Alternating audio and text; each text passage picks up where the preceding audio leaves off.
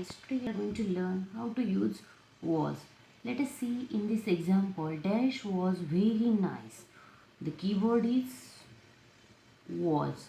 They, you, she. What will be the answer? Let's see.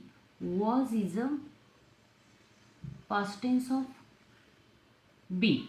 Was, were. Let's see. Was was is used for I, he, and she. It also. And we use were in you, we, and they. So let's see, check it. Was is used for I, he, she, and it. So she is the answer. She was very nice. Let's see, second example. Dash talk to Suresh. He's busy. Dash talk to Suresh. He's busy.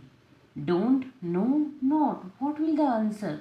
Suppose we are giving order to someone, just like open the door, wash the car. That time we use don't. Don't open the window. Don't wash the car. Don't, negative. So here we are using don't. Don't talk to Suresh. He's busy. Don't talk to Suresh.